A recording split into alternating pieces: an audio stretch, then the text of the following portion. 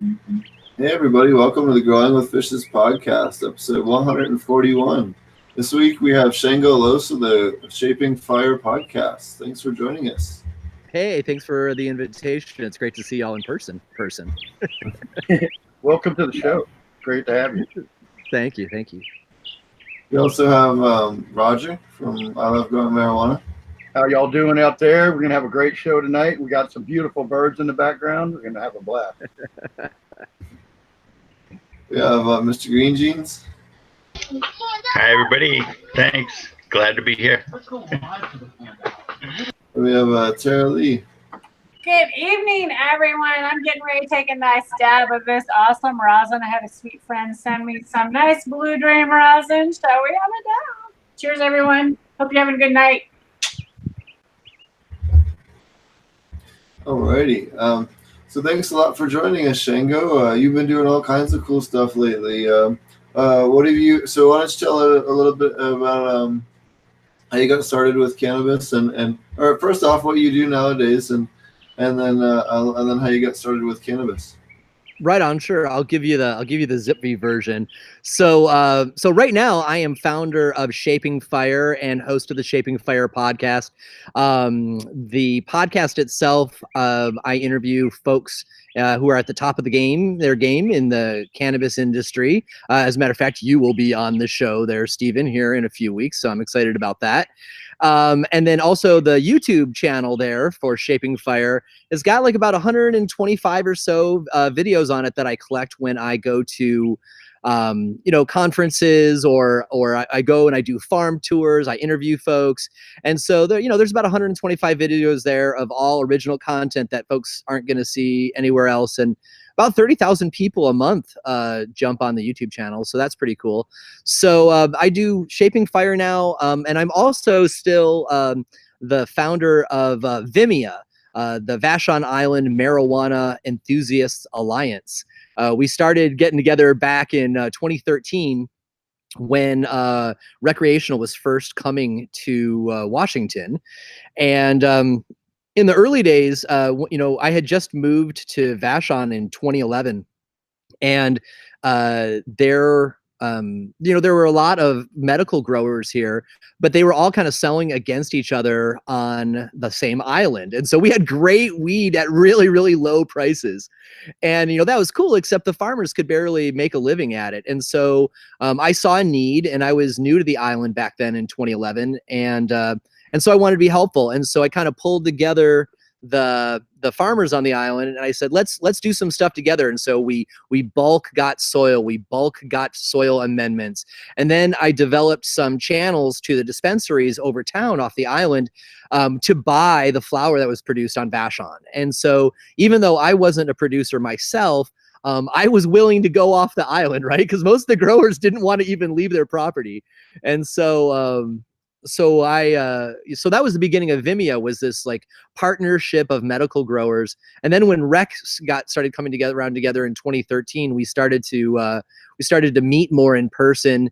And after some of the folks got licenses in the state, it was a drag. We had 156 producers on the island back in 2011.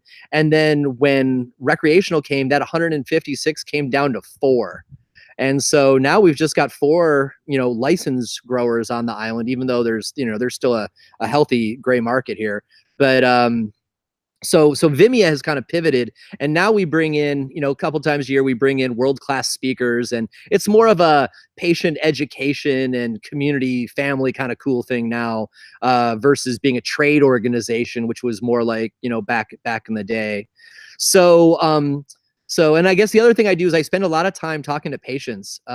Since I had a brain injury in 2011, I really dove into medical cannabis, and I'm pretty decent at explaining the endocannabinoid system and dosing protocols and stuff. And so I spend a lot of my time talking to patients and helping people understand how to cause their endocannabinoid system to thrive. So that's what I do and what I did. Awesome. So how did you get started with cannabis initially? Well, I mean, initially my friend came home from New York after his Thanksgiving break, and he brought a joint with him my freshman year of college. So I was a late bloomer as far as like getting turned on to cannabis. I come from a pretty anti, all drugs household. I was brought up Catholic and everything, and so it wasn't anywhere around me. And but once I got into college and got other influences, it all changed. So I was just a toker for years. I just enjoyed it, and the relaxation aspects of it and the creative aspects of it, and toking and going out in the forest is great. But it wasn't until my brain injury in 2011 that I really started getting into the medical side, and even learned I had an endocannabinoid system. And then luckily, this island that I live on, it's the same island that Dr. Ethan Russo lives on. And so Dr. Russo is like my neighbor. And so I get to, connect with him pretty regularly. How damn cool is that? Sorry, I just have to interrupt on that note. Cheers. Hello. Yeah, it's really cool because I'm very grateful. Dr. Dominic Korova of the Center for the Study of Cannabis and Social Policy introduced us one day. He said, "Hey man, I'm having lunch with Dr. Russo and Dr. Michelle Sexton. You want to have lunch with us?" And I'm like, "Yeah, where should I meet you in Seattle?" And he's like, "No man, they live out. He lives on the island, and I'm bringing Michelle." And I'm like, "Dr. Russo lives on the island?" I had already read Taming THC. I already read his papers, but I didn't know he lived on my island, because I was so new to the island.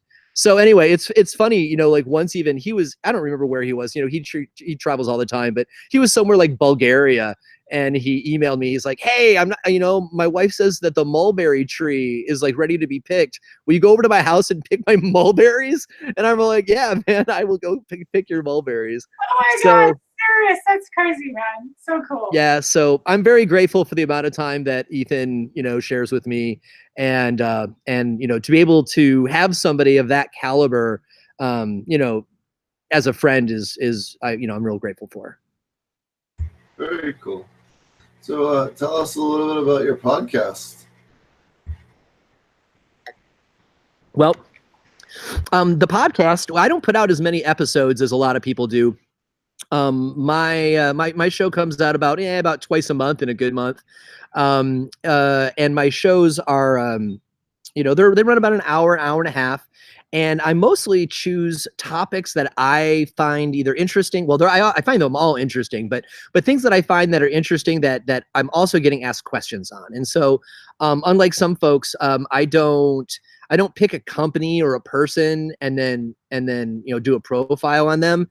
I come up with a topic that I find interesting, and then I go and I hunt up who the expert is in the field, and then I invite them to be on the show. So my shows are more topic based than personality based, and I like that because I think that we're all in service to the plant, and in the end, patients, even if they call themselves recreational users. And everybody on this panel, we're all educators, and so I think that's an important thing to remember, that we're in service to the scene first. So anyway, the podcast though, I cover cannabis horticulture, technique, and business, and it's a little, I guess it's a little more of a formalized show. We're not getting high during the show. I'm not talking about what I'm smoking and stuff like that. I get right to the questions. What I normally tell people, it's actionable information, and the show respects your time, right? We start the show, we get into the interview, we wrap up and we get out, and you can get on with your life, because we're all hella busy, and I have a hard time staying with a 3-hour podcast myself. So anyway. Yes, because I have the ADHD thing going on, and your podcasts are like it's like to the point, your questions, and they're direct, easy to follow. Like, I really do like them. I appreciate them. They're good. Awesome. Well, thank you. That's awesome feedback. That's exactly what I'm going for, right? Stick to the point, give you really cool information that you didn't learn already somewhere else, and then get to it. The other thing I see about you doing a little bit differently, which is awesome, because you have the advantage to Ethan Russo, is actually to be there with him and interview people as you're seeing them. And at the conferences, those are great places. I noticed that more and more people are starting to do that. That's how they're networking at the conference, I'm noticing, and that's how we all met, right? So that's awesome. Yeah, it's really great. Getting together at national cannabis conferences is like, a gathering of family, at this point. I really enjoy that aspect of it. And now, when I was originally starting all this, the media side of it 3 years ago, it was harder to get interviews. But now that the show is pretty popular and it's got a decent sized following, as does the YouTube channel, it's a lot easier to get people to agree to do interviews with me at conferences. It's like, hey, I'm Shango. And they're like, Shango, and I'm like, oh, good. This is going to be an easier interview to get than I thought. So yeah, I'm very this guy, man. totally. Though I must admit, since I stopped cutting my hair, not as many people recognize me because all my media photos have got the short hair. So after I stopped doing as much business consulting during the transition from medical to rec, in the end, I decided I there's a lot of really good rec people, but the general business is different mindset than it was in medical. And so I just didn't want to play anymore. So where was I going with that though? Oh yeah, I stopped cutting my hair. Yeah, I stopped. Yeah, so after I stopped doing business clients, because like when you have business clients, I mean, the fact that Steven gets away looking like that, spending other people's millions of dollars is incredible, right? That tells you that he really, really knows his shit. And so like I doing the business side, these people didn't want me to help them spend their millions of dollars unless I looked more like them. So I cut my hair and I wore a suit often and all that kind of stuff. But as soon as I stopped trying to get consulting work, I stopped that shit. I stopped cutting my hair. I haven't had my suit out, and I just and that is some really good advice right there that you can give people. Like, sometimes you have to play the part for a while, and you have to look and play the part, unfortunately, for a while to get along and get your foot in the door. And then once you're there, you can, let your hair out. I like it. Well, and that really goes back to the whole idea of being in service, right? I wasn't just being a consultant to make money off folks. I was doing it because I literally wanted to be of service to people. You had cannabis people who didn't know the business side, and you had business people who didn't know the cannabis side. And luckily, I knew both. And so I was able to provide, be of service to either side. And if the suits wanted somebody who looked a little more like them, well, if it made it easier for them, I was willing to do that. Besides, when I was doing that, it was hot, and the most of the time I did that was it's summertime, and it's a lot easier to have short hair then. Oh yeah, I'm in Oklahoma now, and it's gonna be cooking here in a few months. And those dreads are heavy, man. Yep. Well, when you got hair like Steven's got, and mine's heavy, like mine's not as thick as his, but it's like going around with a sheep on your head during the summer. It's ridiculous. Exactly. That's what Mine's it's up, I'm outside in the garden, man. Mine is up off my neck. Like, yeah, totally. Yeah, definitely. So what are some of the more interesting things you've learned so far on your podcast, or maybe interesting topics that you've gotten to cover that maybe you really were very insightful? Well, the first thing that comes to mind is actually, I guess, a teaser for this next episode that's coming out. I really enjoyed the interview I just did with Greg Gerdeman, formerly of Eckhart College, teaching physiology and anatomy and the endocannabinoid system there, but now the chief medical officer, chief scientific officer at Three Boys Farm in Florida. We just did a show on exercise and endocannabinoid health. And a lot of people are talking about sports and concussions and the athletes themselves healing themselves. But I wanted to talk about how like lifting weights and getting high, or taking tincture and running, and like how does cannabis and exercise fit together? The example I actually give in the intro to the show is, do you remember in American Beauty when the Kevin Spacey character and his wife they're about to break up, and he goes out and he buys a weight bench and he puts it in his garage, and then he buys a bag of weed, and so he's smoking weed and lifting weights, and he's all like, man, I just want to look good naked, and American Beauty is the name of that movie. American Beauty, yeah. And so I was all I'm like, I wonder if there's really a relationship to that at all, because I know a lot of really fit people who also toke, And so anyway, the episode with Greg, the whole first first third of the show, he lays down some brilliant stuff about how the humans evolved with their endocannabinoid system, because the endocannabinoid system, well, actually, I should also not put words in his mouth. He posited that this is probably what we are going to find as we do more research. He was suggesting that the science points to the possibility that, so let me not put great words in Greg's mouth, but that the endocannabinoid system, because it's the body's master regulator, was regulating our body as we learned how to run farther and farther in order to hunt down our prey over long distances. Because so many of the species that we wanted to eat, they could beat us in a sprint, but they couldn't beat us in a long endurance run. And so it was really great. I've actually listened to the show twice just because I've enjoyed it so much.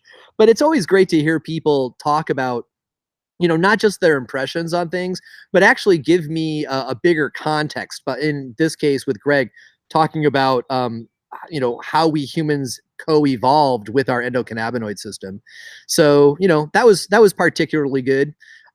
Let's see, new things that I have learned. Well, this wasn't on the podcast. This was on the YouTube channel, but I was thrilled. I was at Indo Expo Denver, and I was watching a panel with plant scientists from Mammoth Microbes, and Dr. Karuna Chowre was speaking.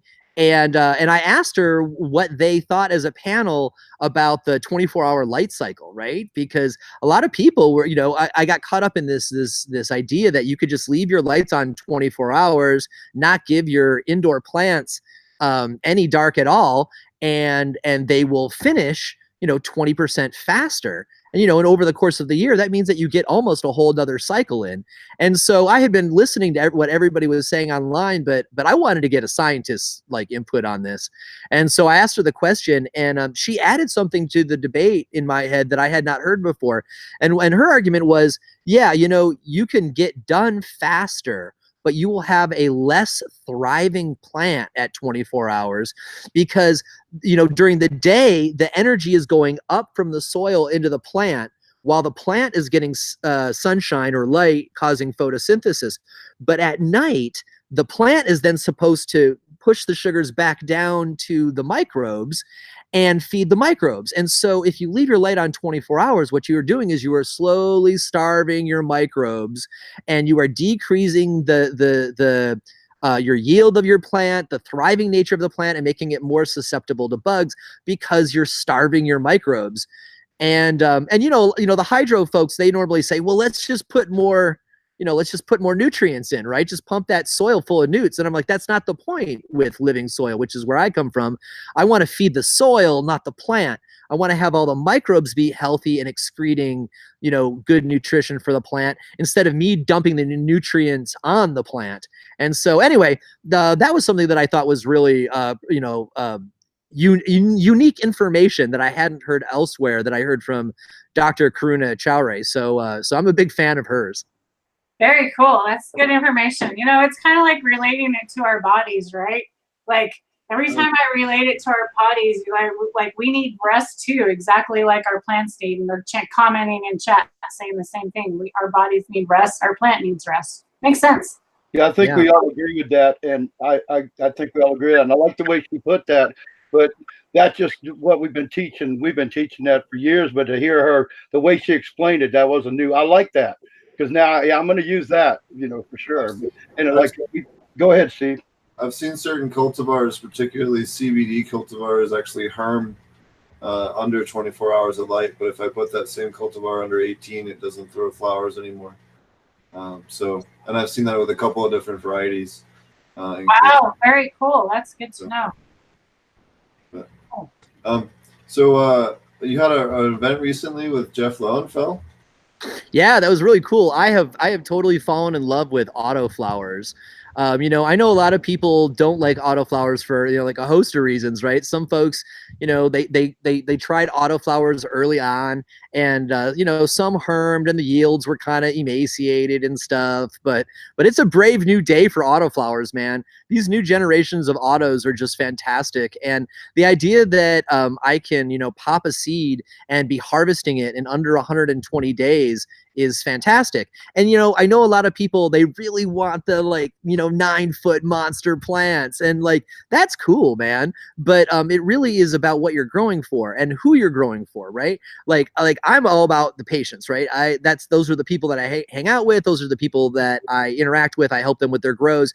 And for a patient, number one, you know, a feminized auto keeps them from having to you know, take out males, right? Because like nothing's worse than helping a patient pop 10 seeds and they get 6 or 7 males, and to watch them like get so disappointed when they have to cull those male plants. It's just terrible. So my first step was to start, you know, turning patients onto fem seeds, and then you know, I got turned on to autoflowers by Seth and Eric Crawford down in Oregon, from Oregon CBD Seeds.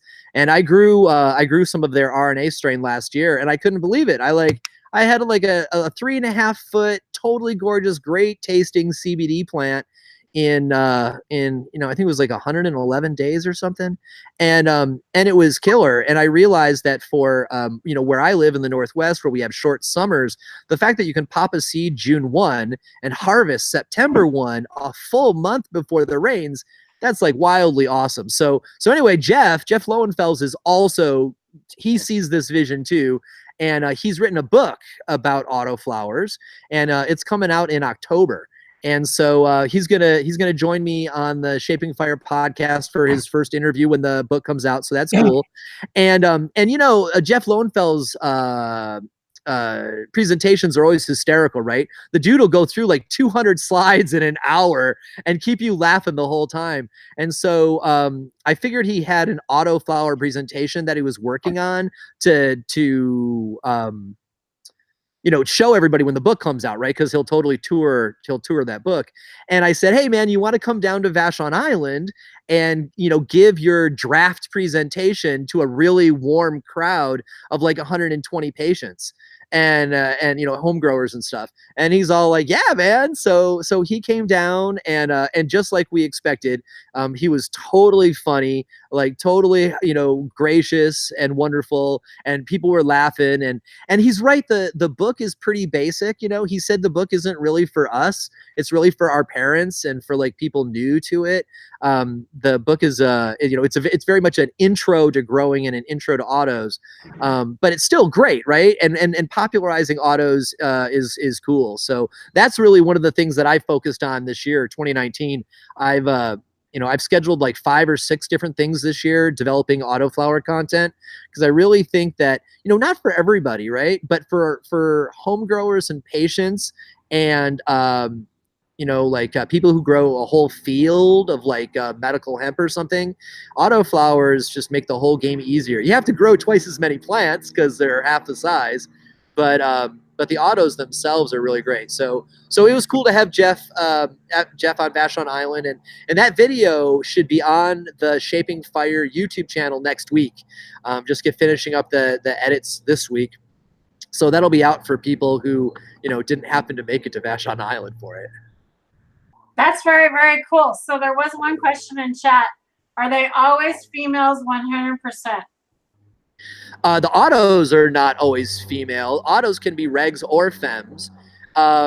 And as far as feminized seeds go, you know, for CBD, Oregon CBD seeds, I believe they're at like, you know, 99.9% fems. So, you know, it's not like there could not be a sneaker male, but, you know, any responsible farmer, even at the acreage size, should be walking their acreage anyway to look for them at the appropriate time. And there's some fem auto folks like I was watching an interview with Mitch Mephisto the other day, and, you know, they had yet to have somebody report a male in their seeds that they're putting out. So you know, feminized seeds have come a really long way in keeping the males out, and autos are just taking that whole thing up another level for very particular types of growers. I wanted to add something. You danced all around it, but you were saying autoflowers, you danced all around, but autoflowers were really created for the med patient. And it was also created for the older, like the cancer patients, the older, in general. I mean, there were young people, but, you know, it was really created for seniors. Like you said, our parents or my parents, or like I could be one of those people because I'm one of the oldest ones around. I'm probably the oldest one on the panel. So, and the thing is that's who I teach all the time. So I love that you got that out of the auto. I just wanted to clarify that it was originally, and like you said, yeah, originally the ruderalis and the autoflowers had a terrible yield, and it just was a bad experience. But now they've done so much hybridization, you know, and I yield the floor. Have you seen much in the way of CBD autoflowers? I know I get a lot of people that are asking about that all the time. Yeah, for sure. Like that's what my first turn on was the CBD autoflowers from Oregon CBD Seeds, the Crawford brothers in Oregon. Their seeds are so fantastic that they're, you know, they're generally pre-sold in advance. I mean, the you know, medical hemp industry in the country has blown up so much that even with them, you know, Xing their seeds allotment, they're still getting stripped of supply. And so I love their stuff, but you know, I'm able to get, you know, just a couple of seeds as a friend. You know, I don't have the, you know, 5,000 seed minimum and to be on a wait list like most folks do. But you know, that's what happens when you're trying to buy the best product. You know, there's you know, there are you know, you can also find some CBD autos that might be you know, regs as well, that might not be fem, but those are a lot harder to do you know, at scale. That might be something that somebody can do in their backyard, but that's a lot harder to do at scale. At scale, you really need the feminized autos. Very cool. What's that plant you got there to your left? This is a mimosa plant. Smells really good. It is a it's my kind of like mid-season. I've just got a couple of them going in a tent, and we've had this beautiful like sunny 70, no rain for 10 days. And so my mentor, growing mentor Hector, taught me, like, you know, whatever you can, take your indoor plants outdoors and put them in the sunshine to widen that terpene profile. And so the four of them in my you know, because like in Washington you can have 4 medical plants without getting on the state's list. And so I've got my 4 medical plants, and I bring them out. And so I figure, you know, since I was a guest, I figure I might as well, you know, be a good guest and have the shot look a little better, right? I love it. Well, not like you don't gotta do it around anyways. Jeez, look at that. Yeah, I just moved here. A week ago. I used to live on the other side of the island in the middle of the forest, but I found this house right on the shore, if you will. I'm up a little higher, but whatever. But I get a view of Mount Rainier behind me, and I get to watch the moon come up every night. It's pretty awesome. I'm really grateful to be here. Do you want to tell people a little bit about Vashon Island? Like maybe something if they didn't know a little bit about it? Like yeah. Or something? Yeah, sure. So Vashon Island is a 20-minute ferry ride from Seattle, and there's about 10,000 people here who live here year-round, and it gets to about 14,000 during the summer. This is a historically significant cannabis growing area since the late 70s. Lots of Seattle's black market flower came from the island, and it used to be a stop-off for bands, right? Because bands would come through Seattle to play, and they would send someone over to Vashon to buy weed for the band to continue tour with. So Vashon had this cool reputation for growing lots of purple stuff coming through out of the island, because we've got, our first rain here is the last week of September, first week of October. So there was a lot of like literally underground, where you sink containers that was popular here on the island, and then people converting their barns for indoor. But really, it's people trying to grow flowers that are sub 60 day for flower. If you can get something between 45 and 55, it'll be very popular on Vashon. Yes, it's very rainy there. Yeah, it is. We've just started the drought season here, though, so it's actually going to be awesome between now and September, though. It's weird with the climate change. Our drought season gets earlier and earlier, and that sounds bad. We've got plenty of water here, but if you're a farmer, it's just getting better and better because we're starting to get Southern Oregon, Northern California weather, and for my lifetime, the weather here is going to be great, for the next 25 years or whatever.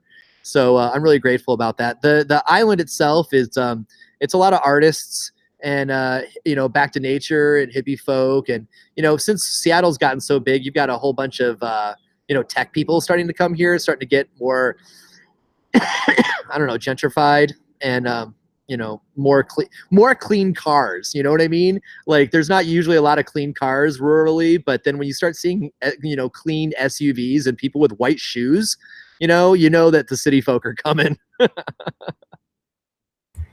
So, what advice would you have for newer podcasters looking to get started? Oh, well, advice for podcasters. First of all, since my background is in, branding, spend a lot of time choosing a name that you really feel good about. And then once you pick a name that you feel good about, set it aside and go find another one. And then when you find that one, set that aside and go find another one, and find like five. Find 5 names that you really, really like, and then pick one from those. A lot of people don't like to do the naming process, and so they like grab the first name that they get and they just like go with it. And then like the name doesn't grow with them, or it was too narrow, or they just like, I never really liked that name anyway. So first of all, if you're going to be doing your podcast for a lot of years, pick a name that you're going to want to stick with for a while. So that's pretty important. And then I also think that it's important to take some time and learn how to use your gear. I think that a lot of people, they kind of know their gear and they jump in, and people are getting muted and lines are getting dropped and stuff, and we all start somewhere, but you risk losing your audience early on if you don't already know your gear. So I recommend that they do what I did, which was, get everything set up and then do some fake recordings with friends. I did it with a couple of friends and made sure I knew what I was doing before I actually did it with a with a live person. And so that's helpful. And then I'd say the other thing that's really important is make sure you know how you're going to monetize it if you care about that, because podcasts take a lot of time, and you want to make sure that time is valuable. So, some people use their podcast to support their other businesses, and that's cool. Then that way the podcast itself is just a marketing tool. But if the podcast if you're hoping to do only the podcast, you got to make sure that either A, you know how to sell advertising, which luckily I do. And so that's how I live, is from the advertising sales for the commercials on my show. Or you have to really know how to pull at heartstrings so you can, do a Patreon thing. And Patreon's not really my thing. I mean, I certainly don't have anything against Patreon, but I don't like begging my listeners for money. And so, I figure I'd rather go sell a commercial to a good company and then just give away the show for free. So that's just what my choice has been, but everybody's got their own way of going about it. And, yeah. So anyway, that would be my, my advice. It's really easy to get into podcasting. All you need is something simple like GarageBand, or just about any of this audio software, and a Blue Rhino mic, and you can record interviews via Skype, and boom, off you go.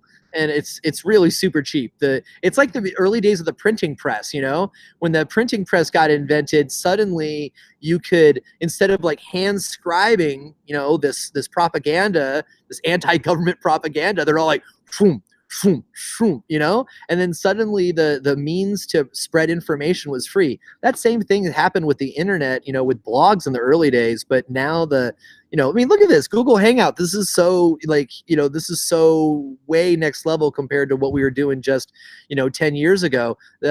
We can all get our message out. So, you know, anybody who wants to have a podcast, you know, it's well within their reach now. You know, all you need is like $200 and some time. You know, and that's, you know, I hear about that. Like you go to YouTube, people, like I've gone on, because obviously I've started a YouTube channel as well. And I went like, how to this. It's amazing what you can find how-tos on YouTube, right? That's what we're here for, to learn, right? Google it, you know, check it out. And like just what you're saying, like learn your equipment. That's the thing. It's so hard to learn your equipment too right off, right? I mean, especially when you're so excited to get right to it, right? You know, you're like, I got my stuff. I want to start recording people now. It's like, well, yeah, but maybe practice a little bit first, especially if you're going to take that stuff mobile, right? Like my podcast, I'm all recording in my home studio. And so everything's controlled and the same every time. But man, when you go to a convention and you want to record that stuff live with people chatting around you and bumping into you, that sucks. Like, you know, I've gotten really good at finding like cubby holes to talk with people.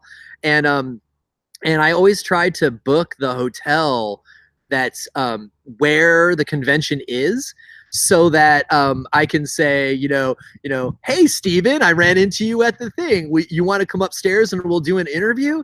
And then people are like, oh, yeah, you're just upstairs. And you're like, yeah, man, we'll be back in a half hour. And people are like, all right, let's go. And so you have a little interview and maybe you toke, and then they're back on the floor feeling like, you know, something cool just happened. Very cool. Right? Sorry. What'd you say there? You glitched out. The key is to offer them free dabs. Yeah, well, you know, free dabs gets people a long way. You got to be careful at conventions, though. I mean, it spends, depending on the time. I have seen so many people dab who were inexperienced dabbers just get crushed at conferences, and then like you bring them back downstairs, and they're in the elevator, and they're like, "Oh shit, I'm not sure if I can do this." And you're like, well, maybe you want to go back to your room for a little bit. And they're like, yeah. And then you don't see them again the rest of the day, you know? And so, you know, I generally don't offer people dabs just because, you know, I don't want to break them. But yes, your point is well made. The thing that I like giving people at conventions is tinctures, because that's, you know, I'm a novice grower, but I'm really good at making tinctures. And so I make short run tinctures for myself to help with, you know, the residual effects of my brain injury. And, you know, sometimes I do stuff that's, you know, just for fun to give away, you know. So I want to know more about those tinctures. Are they like THC activated? Like, so what are they? Because like I have problems with edibles, right? So like, yeah. But I can dab easily. I can dab a lot. But edibles, woo. Yeah, well, you know, sublingual then. So tinctures are kind of in between edibles and smoking, because, you know, when you toke, it goes right into your bloodstream, into your brain, and so it all hits you really fast. So you have this quick up, and then you slowly come down. And then when you have edibles, you know, it goes more slowly because you have to chew it, and then it has to go through into your stomach, and then it has to get filtered by your liver, and then it hits you, and then finally, you know, tinctures I like because if you use an ethanol extraction, you will put the tincture. You know, I use 190 proof ethanol, and I don't thin it, and so I don't actually recommend using, you know, the tinctures that I make sublingually, because it'll burn like hell. But mix it with a little bit of water, right, and then drink it, and then the alcohol is soaking into your, you know, mucosal glands and your throat as it goes down, and so it is you know, it's going through your skin into your bloodstream before it hits your liver, right? So it's faster than edibles. So yeah, tonic, it's fast. Right. I get the tonic then, right? You get the what? It's like a tonic, right? Then yes, exactly. Okay, I get it. So so do you have back in the medical? Oh, sorry. I am like cutting out. I'm sorry. Go ahead. I was just gonna say, you know, back in the day when they had medical in Washington, I was producing a line of tinctures, and they were all over the state, and it was great. But then when they changed the laws, you know, it wasn't legal, and I didn't want to get a license, so I just decided, like I said, to move on to media. But I still make them for myself, and I just make way smaller batches. And you know, I like to dose my THC and CBD individually. And so, because, you know, some days I want a 1-to-1, some days I want a 10-to-1, some days you know, and so I'll make my tinctures. I'll get a high, you know, some high THC plants that I like, and then high CBD plants, and I'll make 2 separate tinctures and put them in different bottles, and then, you know, I want, you know, 10 milligrams of the THC and 10 milligrams of the CBD, and then make it custom. And I really think that's what is best for most patients, is to be able to do, you know, change your dosing by the day, and your mood and what you need. I think that it's better for individualized medicine. And I also think that it's better for, you know, not accidentally over medicating, because, you know, I've worked with plenty of people who they want to get more CBD, but their CBD is locked into a 2-to-1, right?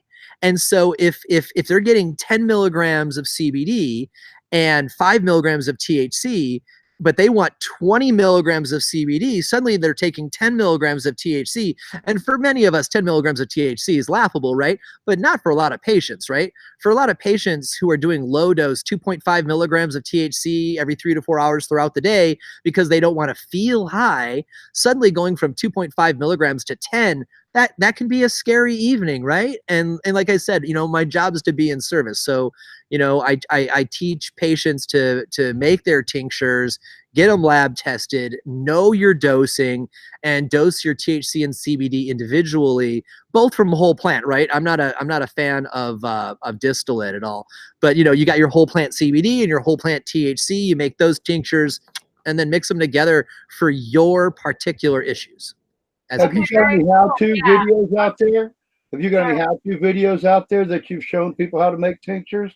And you just mentioned your class and students. So what can you touch on that? Because you brought that up, I was saying, where can we learn how to do your tinctures like you do? Yeah. So there's not really a class. When I say I was talking to patients, those are just patients who come up to me and ask. And so since I talk about tinctures on my show often, I work it in to the show. When people catch me at conferences, you know, they'll be like, hey man, how do I do this part of the tincture? And so I'll, you know, usually just teach that to them in the moment.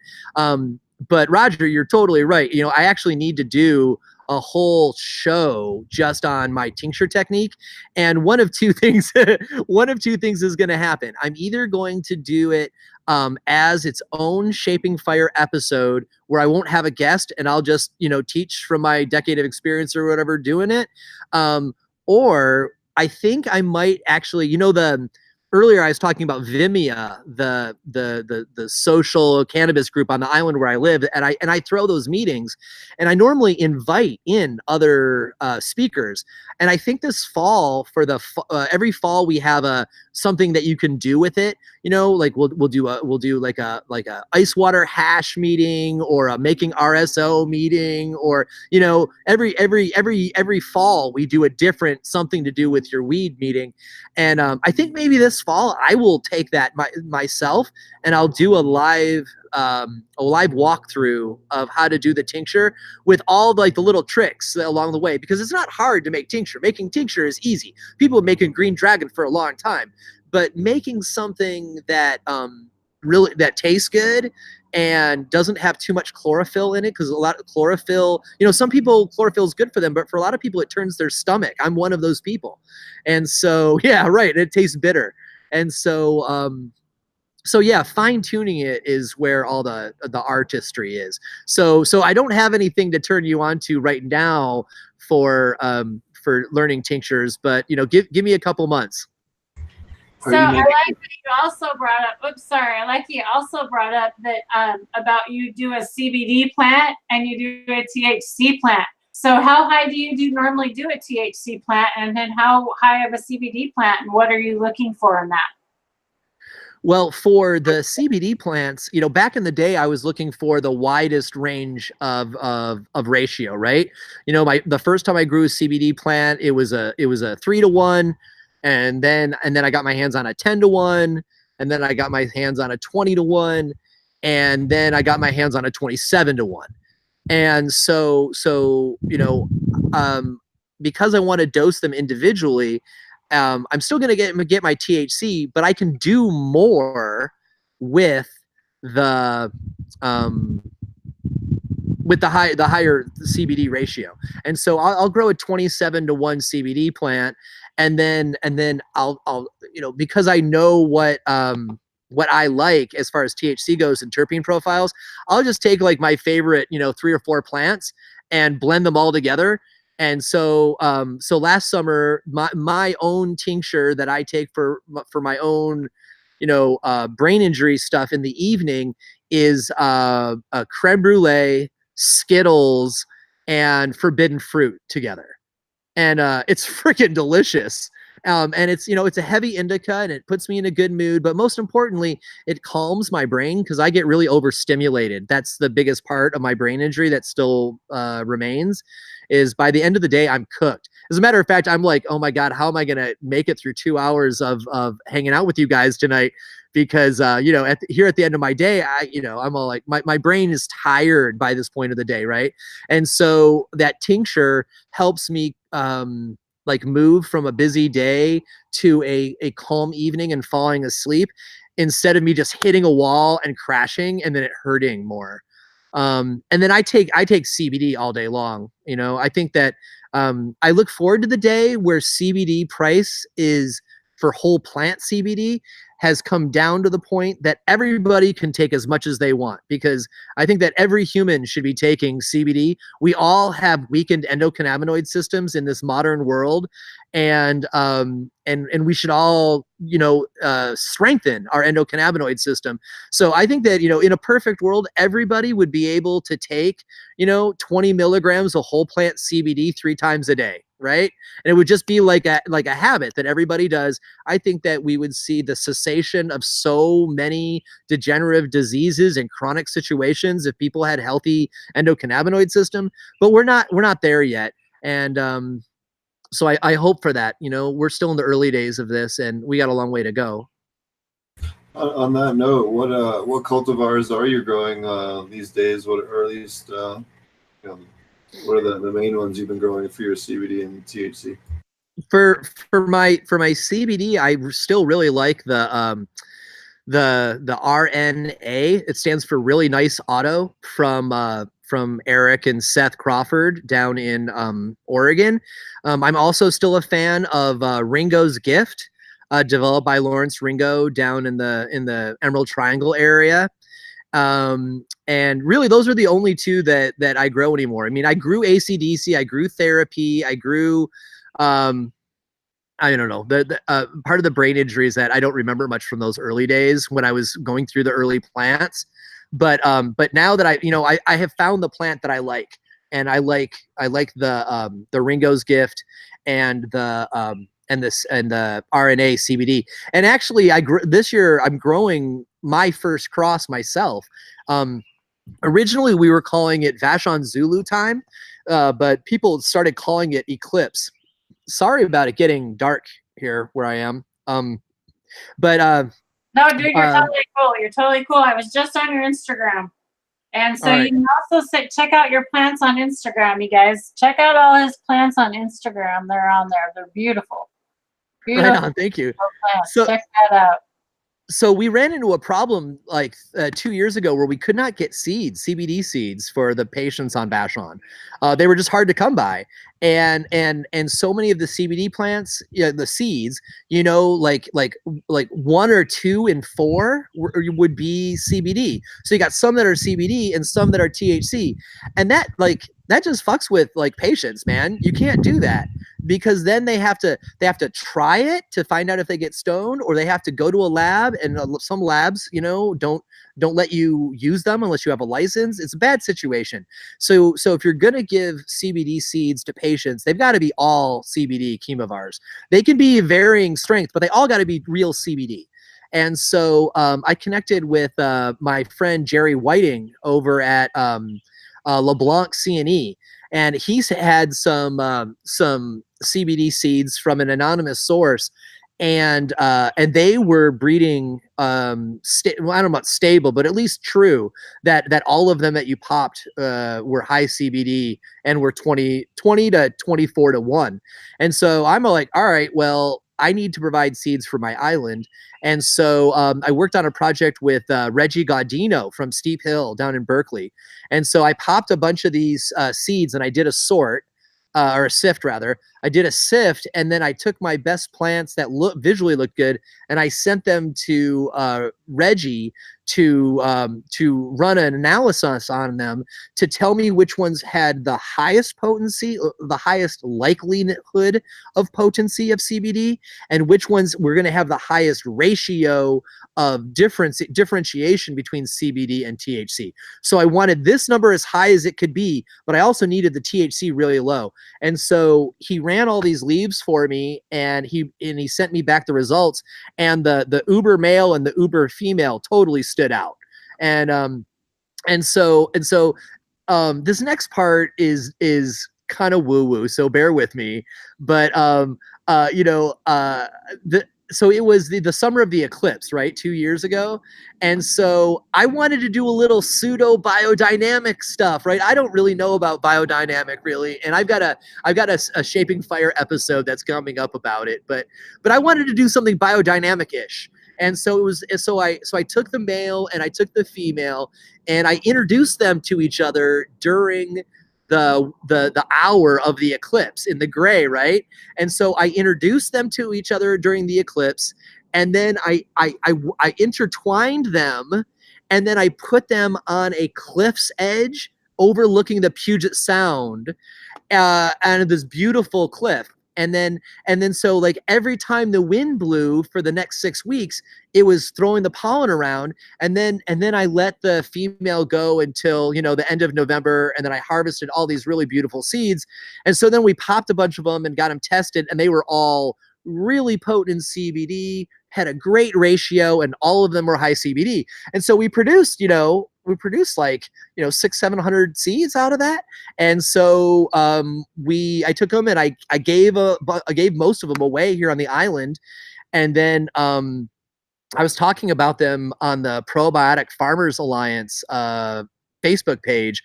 And we were just talking breeding nerdiness, and so like a handful of people contacted me, and they're like, dude, we need these seeds in my hometown.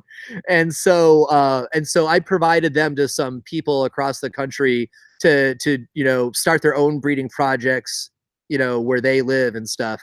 And Okay, so did Josh get some of those? Josh Rutherford? Yeah. I don't think so. Okay. I don't remember. Said. Okay, never mind. Well, I may have. Where can you get some, Shango? Then, since that was brought up. Oh well, at this point, that run is gone, and so I think that I probably only have like 7 or 8 packs left. So that's done. Yeah. I mean, I did that run like 2 years ago, and so it doesn't take long for patients to grab 700 seeds from you, And it was amazing. It was like right in our area. It went like yeah, I remember that. Like I popped beans that day because I was like, I want to do something cool, right? Yeah. And so hey, before I go on, I want to apologize to everybody who's saying cool stuff in the chat. I just looked over there for like the first time, and I don't have the ability to actually to both chat and tell you stories and also read the chat. So everybody who's saying cool stuff in the chat, I appreciate it, but sorry I'm not typing there. But anyway, my goal with the CBD was just to be able to provide it for my local folks, and I'll probably do another seed run this summer. But I need to learn something first. I need to learn. So if I found my uber male and my uber female, and I bred those and made the 700 seeds, I don't know if I find an uber male and uber female again, if I'm going to get those same traits, because I believe that when you do the F2, that you get all of this randomness involved. So, and I'm not actually a breeder. I'm a pollen chucker with a good plan. And so I need to talk to some actual breeders who actually know how the breeding works and ask them how I do this, because I want to make this seed again. These Eclipse seeds are just awesome. And they're like lemon, lime, and pinene, and they are mold resistant too. And so amazing. yeah, it's great. So I actually never expected it to be this popular. Actually the conference, Joshua's conference where I met Steve, and I brought a few with me, and I get to give into the raffle, and then suddenly everybody wanted to get them. I'm like, oh my God, I could have gotten rid of 30 packs there if I even would have thought about it. But since I'm not a breeder, I don't think in terms of selling seeds. I just think in terms of giving them away. That's very cool. Very cool. So what are you looking for? Or what are you breeding towards, or with your current breeding program? What do you hope to do with it, or blend into it in the future? Well, I mean, I think that's cool that you called it a breeding program. That makes it sound like really substantial. I would say that with the CBD project, the goal would be to just reproduce those seeds, reproduce the Eclipse seeds the same way without getting more variation, because I don't want more variation. I want them more stabilized. So I need to learn how to do that next. And I'll do that project this summer. So actually I should probably get on that. And then my other breeding project for the summer, it's just a personal project, but we've got a 20-plus-year-old strain on the island here called OVP, Original Vashon Purple. And it's a really stocky plant. It's only like 3 or 4 feet. It finishes early. It's all purple, and she smells and tastes delicious. And she's incredibly mold resistant and pain reducing, right? I mean, it sounds like a killer plant, right? So the farmers on the island would take this plant and grow it season over season, and take their best plants and cross them at the end of the season. and that's how they got these like really mold resistant well, they call it a local land race. So, that's probably not a thing, but that's what people around here call it. But I want to take that. I'm crossing it to the Mac.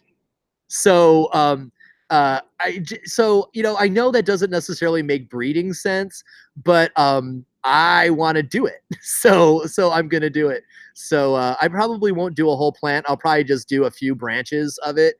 So we'll have this OVP Mac 1 cross. That'll be fun. So I don't know. Honestly, this is not a really big. Those that are going to hack on you are just going to be jealous because you have Mac and that you have the ability to do it. So there. Oh yeah, right on. Yeah, that. I am grateful to have caps cut. That's true. But it's cool. So because the OVP, people can grow it here, right? Because it finishes, but people can't really grow the Mac here because most people grow outside and the Mac takes too long. When I grew it last summer, it didn't finish until the 3rd week of October. People are screwed here 3rd week of October. That's a month into the rain season. So my hope is to cross the OVP with the Mac, shorten the bloom cycle so that like regular people here can finish it outdoors. So again, like I'm not really a breeder. I just am a pollen chucker with a plan, and I hope it works out. My thing for this summer actually is, instead of breeding, I'm more focused on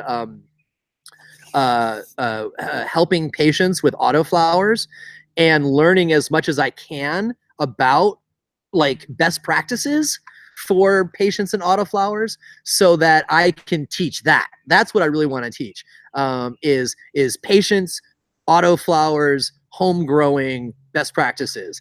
And so the best way to do that, yeah, right. And so the best thing to do that is to, I contacted, all the big autoflower seed folks in the industry, and I asked them to all donate seeds to the last Vimeo meeting with Jeff Lowenfels. and we gave away like $3,000 worth of seeds in the door prizes.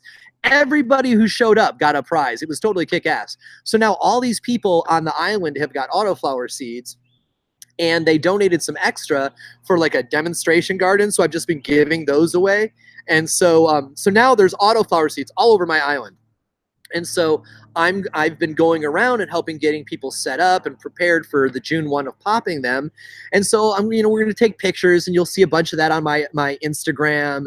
And I'm going to learn how to best explain stuff. And then at the end of the year, I'm going to do a tutorial on autoflowers for patients, and that'll be cool.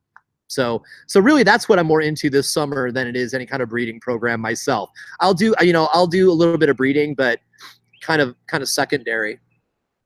I really like you talk about the medical patients, because I really feel like in Washington, I'm in Eastern Washington, and I do know that that's one thing that hurt us here. The recreational industry kind of did hurt our medical patients.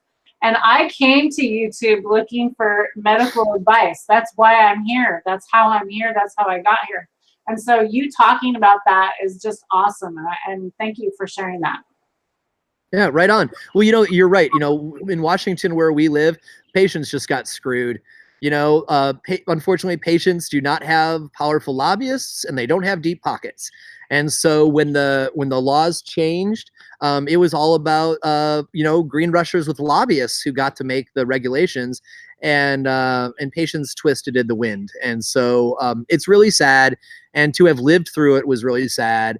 But there are other people, who are focused on patients, and it's a very active underground.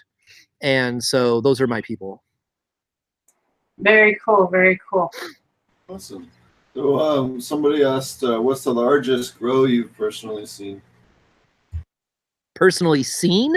Probably the one of Eric and Seth Crawford down in Oregon. They had 42 acres they were growing, and I visited the farm that had 7. So 7 acres of in-flower medical cannabis plants with full terpene profile. Oh my God.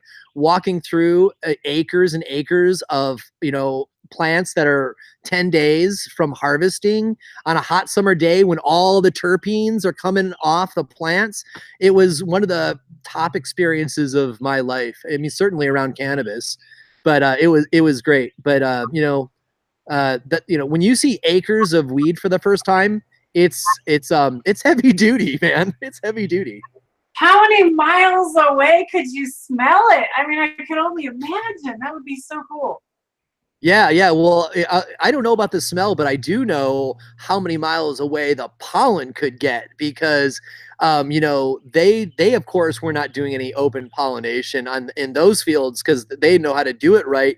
But they live in this valley in Oregon, and there were people who were trying to do open pollination hemp seed runs outdoors, and they pollinated the whole valley and just ruined seeds and people's crops all through the valley. And so Seth Crawford now is pushing this idea of, I forget what he calls it. He's got a really cool name for it, but essentially it's no pollen zones, right?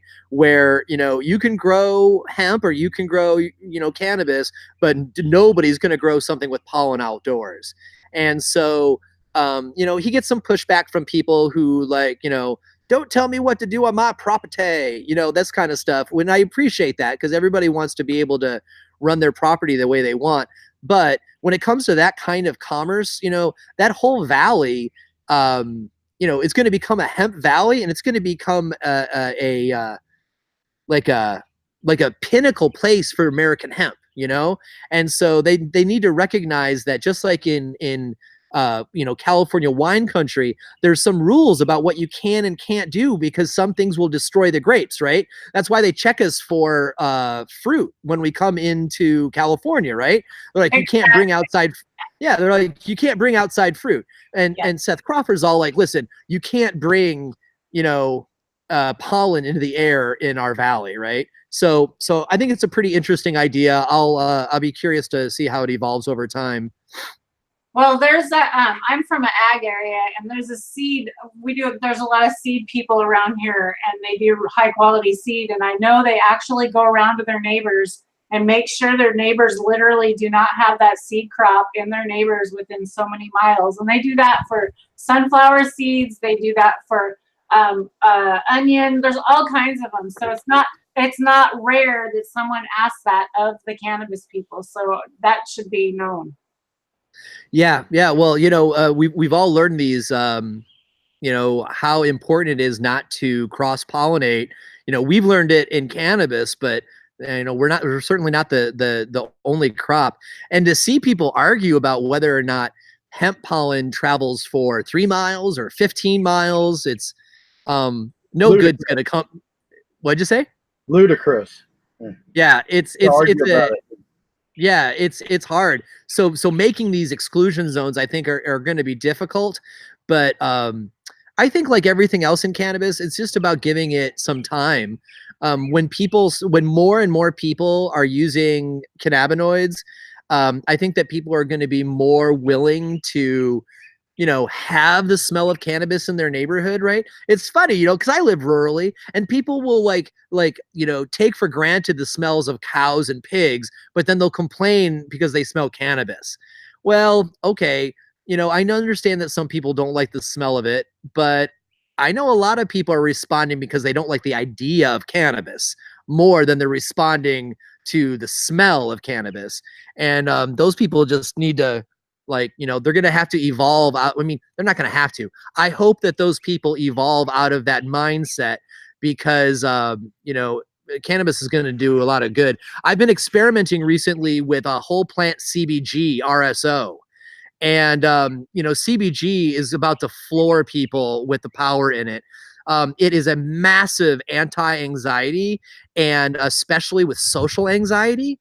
And it's weird because CBG doesn't add anything. What it does is it makes you feel confident. It makes you feel capable to handle the stuff in front of you. So it doesn't make you feel like you don't care about that stuff or that stuff doesn't exist. It just makes you feel like I can handle my shit. And that's a powerful feeling. And the fact that you can get that from taking some CBD tincture or RSO or CBG tincture or RSO is powerful. Similarly, it works really well with neuromuscular pain. And so I've got a rotated L5 in addition to my brain injury. And by this time of day, my back's like giving out and it's hurting. And, I take 25 to 50 milligrams of CBG and 2.5 milligrams of THC, entourage effect, that stuff, man. And it's fantastic. So I just finished a beta study with a group of 25 patients here on Vashon, trying to dial in the dosing and most convenient methods and stuff. So that was a fun project. And it's not real science, right? Because it's not super controlled like something Ethan would do. But I'll tell you one thing, I know more about CBG and the application of it for real patients than most people, just because I made my bullshit study and I worked with 25 people and gave them a questionnaire. It doesn't take much to get analysis. They're going to be more likely, more honest, right? They're going to be volunteers and they're not looking to make anything off of it. And they're like, here, we just want to get better, right? I mean, that's what we're all here for, to get better. So I've never heard that about that CBG. Yeah, so, CBG, cannabigerol, it's incredible. Is there certain terpene profiles that you find CBG in one, or is there a higher plant that you have found that has that in it that you know of? So I went on a long-term hunt for CBG, and I grew and I tested the plants that people told me would have CBG, and none of them had anything worthwhile. The only CBG plant that I'm aware of that consistently gives CBG is the 27-to-1 medical hemp CBG plant from Oregon CBD seeds from Eric and Seth Crawford, because this is what they do. They are focused on they started with CBD, then they went to CBG, and now they're working on the varins, right? CBDV, THCV, And so, we all want THCV because it's it's an appetite suppressant. And so, you could mix that, with your other stuff and not get the munchies, right? I mean, how awesome would be to be able to take a heavy indica tincture with myrcene, because you want the myrcene for pain relief, right? And for muscle relaxation and anti-inflammation, but you also blend in some THCV so you don't eat your whole frickin' fridge. Right? Because those high myrcene tinctures, oh my God. It's Now, that nighttime stuff, right? And that's when you Right. need it. Oh yes. So how are you making tinctures then out of just that CBG? I'm back. Yeah. So Okay. so far I've made tinctures, RSO, tincture and RSO just for the beta, just to give away so that people would fill out the questionnaire. I'm not actually bringing a product to market because I don't have a license. But Seth and Eric in Oregon are selling these seeds for this summer. So this summer, people are going to be growing CBG across the country. And so by the fall, you're probably going to start seeing CBG everywhere. I got my material, from them so that I can run this trial. But you're gonna see CBG everywhere come the fall. All right, maybe not everywhere, but it'll be around more by because you'll need another summer for seed production. is this something that people can readily buy, or do you have to? Or did you say earlier there was a waiting list for these type genetics? Yeah, there's a waiting list for these genetics. Okay. To get on them.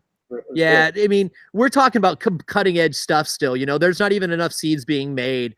I believe that their CBG, their autoflower CBG line comes out this month, but they've already got a waiting list that's like a year or two long, I think. Okay. So people are reaching out to them to get on their list, years in advance, right? Right. So I hate to tell you about something that's coming that you can't get because that's kind of a tease, but since we're talking about R&D, the information's awesome. CBG Yeah, is Well, okay, so then that brings up a question. Then, if they're going to be all over the Oregon area or so or wherever, then are they going to be clonable or no because they're autos? Or yeah, they won't. You can't clone them because they're autos, Right? and you really. And you can't really breed them either. I mean, not only is that against their license, but it doesn't work that way, right? As soon as you try to cross it with something else, you're going to start getting all this recessive stuff. From what I understand, like I said, I'm not really a breeder. I believe that. Yeah. So yeah. But this is they had their R&D seeds that they ran last summer. And then they got their chemovar stabilized, and so they've got all these CBG seeds that they're selling this summer.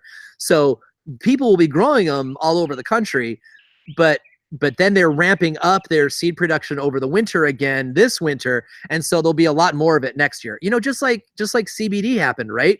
We all started hearing about it, and then we had to wait a few years for the seed production to get up high enough that it was available to everybody. And everybody wants the new, right? Exactly, yeah. So there's a question in chat. Oops, sorry. Go ahead, Steve. So CBG is also in plants. If you harvest the plants early, it's a precursor cannabinoid. So if you are trying to get that, you can take especially high THC strains and harvest them quite early, 2-3 weeks early, and actually get quite higher CBG levels than you normally would is another way. Not quite as good. You can hear more on that from watching Okay, last so Thursday. can you repeat that one more time? You sounded a little muffled. I'm sorry. Oh, sure. So CBG is also found as a precursor cannabinoid. It's found in plants if you harvest them very early, like before they're ripe at all, before you're getting any kind of trichome change. Kind of like he was talking about last week with Wade, with the CBD, even before that. So he was talking about where you don't get any amber before, and you get heavy cloudy trichomes. If you harvest it, then you'll have your highest content of CBD. And as you get more and more cloudy trichomes and then start to turn to decay, you would get more THC and the balance would get out of balance. But if you harvest them, like Steve said, about 3 weeks early, when they're just now got good and cloudy trichomes, but they're still not amber, No, real high. Before they're even cloudy, when they're still clear. Well, we talked about that back and forth. Yeah. So we've had one question that keeps coming up in chat, and I'll just ask it, especially with the cultivation classic coming up. Everyone keeps asking what your opinion is on the phyllo situation, or if you have one. I'm really sick of talking about this, honestly. You know, the long and the short of it is that, you know, Phylos betrayed trust, and they had opportunities to clean up their mess, and they didn't do it. And it's sad that it has caused this kind of schism within our scene. And I see really good people getting really angry. And I don't like to see my friends getting angry, even when it's justified. I don't like going around angry, right? And so, anyway, I guess I don't really have much to say about it. I mean, what could I possibly say that hasn't already been said like 30,000 times? There's a lot more. There's a lot more interesting things to talk about than how one company, you know, disappointed screwed a bunch of folks. You know what I mean? Like, you know, I'm not saying that it wasn't a big freaking deal. I'm just saying I'm tired of thinking about it. Yeah. I guess the two things I did want to mention on that before we move on was that the cultivation classic ended all ties with them, which was very nice to see. And then also Open Cannabis Project announced they'll be dissolving at the end of the month, which really sucks. They were as blindsided as everyone else. So it's really too bad for OCP. You know, Beth Schechter over there, her heart's in the right place, and she totally got thrown under the bus. And that's a bummer. But the OCP name is just so jacked now that you know, they're just gonna go on and do other things. And I think that's the right decision. I don't think it's like you know, after the moves that Phylos took, it's all scorched earth. It's like a big nuclear waste area now, you know. People were encouraging me to have Mowgli on my show. And I'm like, man, fuck that. You know, it like why on earth would I go towards a burning dumpster fire surrounded by a mob when there's so little detailed information out, right? I'm like, man, let's talk about something like that we can do something about. Let's talk about patient care and the endocannabinoid system and CBG and, you know, building up your local community and stuff, right? We're not going to undo what happened as asinine as it is. So again, I'm getting all revved up. So like, let's talk about something else. Didn't mean to get you revved up. It was just fair enough. Same question. Thank you. I appreciate it. I didn't really want to ask the question. I saw it in chat and I'm like, I don't know if we're going to go there, but yes, thank you. And I appreciate it because that's how I feel like we need to fight this negativity. For every negative comment, we need to go out and leave 10 positive ones, you guys. It's our fault that these negative comments exist. I just we need to move on. Go ahead, Steve. I know you want to say this. I think we need to come up with standardized, you know, language we can use to protect all of the people in the cannabis industry. You know, and that we can use universally. I think is just kind of like to get on a positive note. I think that's really what we got to work together on and you know, figure out what's going to make sense for all the different pieces of the puzzle. And more science education. Yeah. Because one thing that came out is that we all need a lot more science, including me. Right. Everybody. It happened and it's time to move on, like Steve said, and be positive. And I love the fact that you really don't want to really give a whole lot of opinion. You just basically stated it is what it is. This is, you know, we know what happened.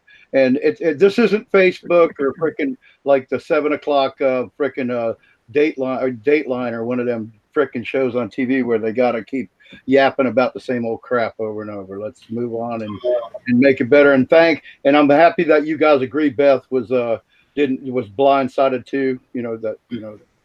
So just tell you, everybody's shouting out dab time, amen. That's awesome. They're all behind you on chat, Shango. I mean, that's like they're all thumbs up. They're loving it. So right what guests have eluded you? I know we have a handful that we just haven't been able to work out schedules with, or we've been like in chat with for forever, but we always end up mixed matching. Well, I don't have anybody who's eluded me because happily I've gotten to the point that when I call people, they take my calls. So that's boss. I really like that. It's pretty easy to get people on the show now. But if we're talking about like the white whale, like who can I get that would be, the mystery? I'd really like to get Robert Clark on my show to talk about in depth into cannabis lineage and the new taxonomy that he suggests, dumping sativa indica, because we all know that. I mean, not everybody knows this because we still use the indica sativa shorthand all the time, right? But indica and sativa as shorthand is outmoded scientifically, and I would really like to have Bob on my show to talk about that. But before I do that, I need to finish his freaking book, and that thing's like, it's like epic, right? Oh my God, his cannabis botany. And it's not easy reading, right? It's not like, oh, I'm gonna read this before bed, and like, no, like I've started the book, and you sit down with a highlighter and a notepad, and you study it. I mean, it's literally like being back in college, right? And so I need to finish and learn that stuff so that I can then invite him to be on the show, because he doesn't do interviews anymore because people don't read the book before they reach out to him, right? And so I'm gonna do it the right way. I'm gonna read the book. I'm gonna learn his craft, and then I want to have him on the show. So if there was, that's probably my hardest person, because I need to learn a whole new area of science before I can even interview him. And that's one of the reasons why I don't do as many shows as other people, right? Like there are other podcasts where like every week they'll do like a different company, right? And they just ask them like kind of general questions. And for me, I normally have to like read a book or read like 5 or 6 papers or whatever. Not with everybody, but with a lot of my people. And so I'm a little slower to produce shows, because the number one response people tell me that they like about my show is I ask good questions, right? And I really appreciate that. And I think that a lot of it's because I was a high school and college debater, and so I've got a lot of practice cross-examining people, and so I think that helps. But a lot of that's because when I interview scientists on the show, I go and I read all their papers first, and I build the question stream from the papers that they've put out. And not everybody does that, but that's how I want to do it, because I want to ask good questions. So so that's that.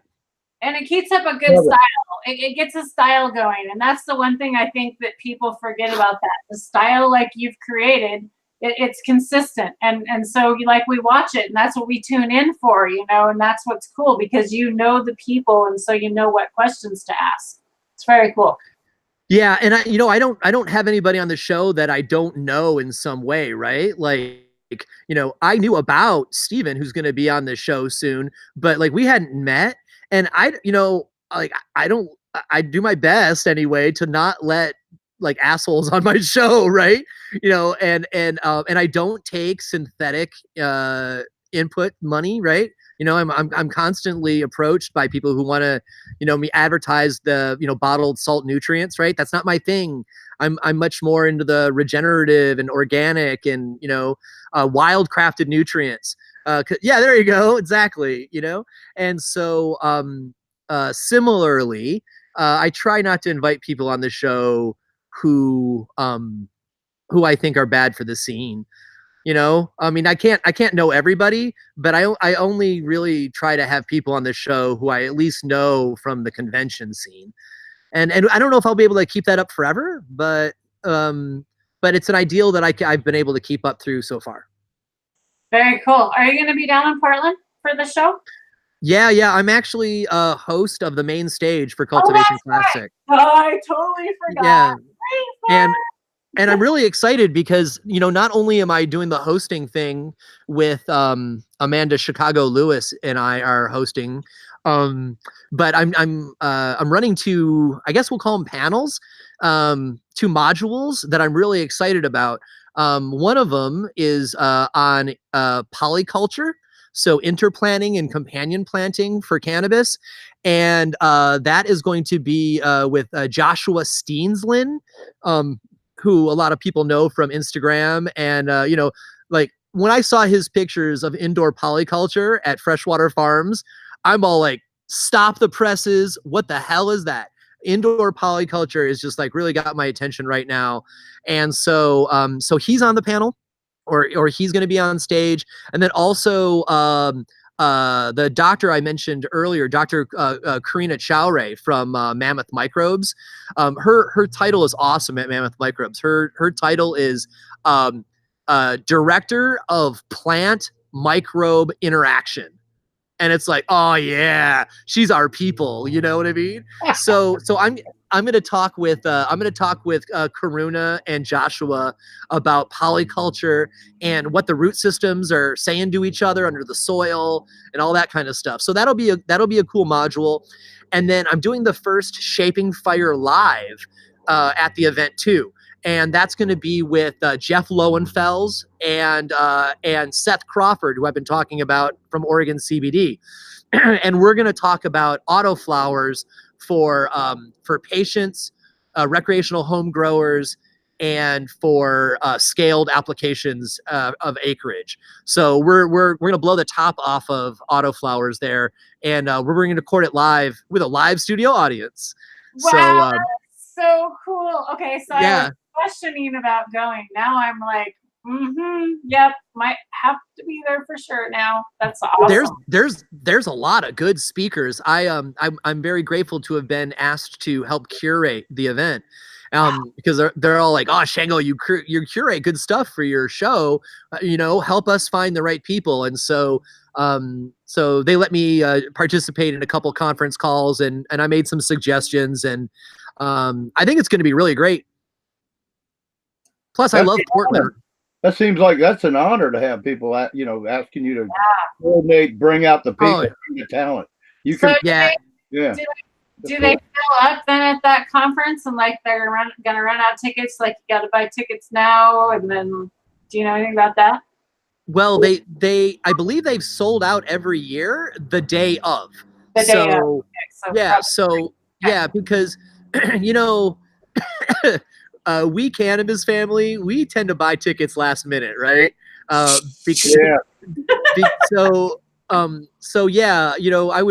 recommend buying your ticket in advance because you don't want to get shut out kind of thing. But there's usually tickets day of, but it's one of those things. If you're going to get the ticket day of, you should probably get there early. Every year, when more and more people are interested, as they're more interested in all this regenerative and this type culture, you're not gonna get a ticket on the day of the show. It's like they sell. There's only so much room at some venues, and so it's so the answer really is you better buy your ticket as soon as possible.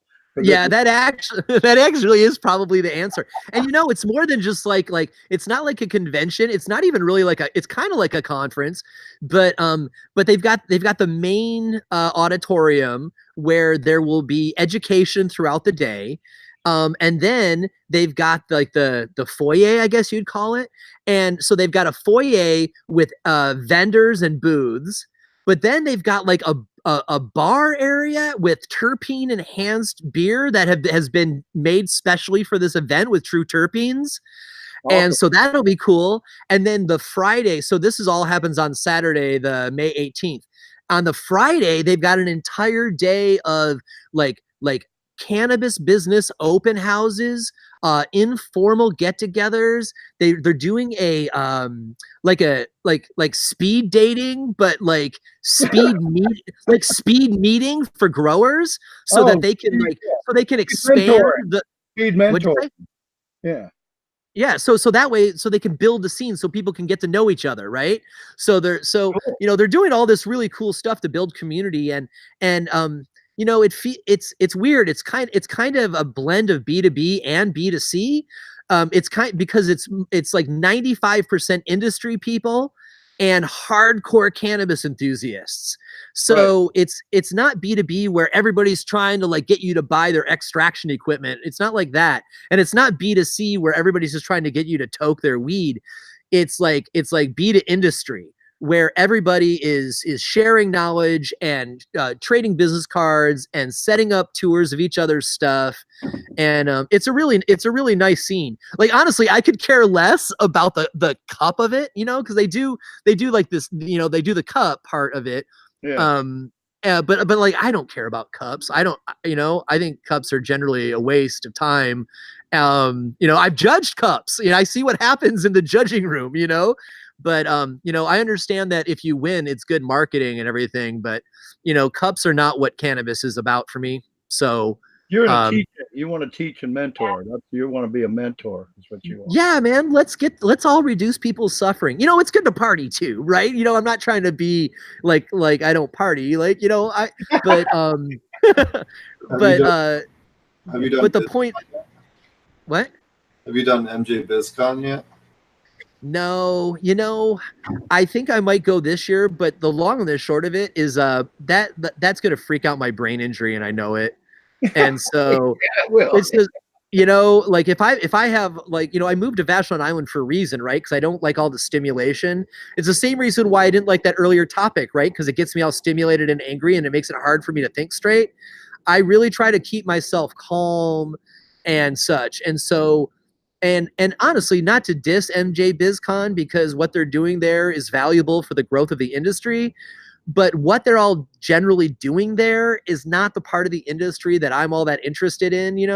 It's green rushers meeting green rushers and trying to expand business, and that needs to get done. But that doesn't mean I need to go.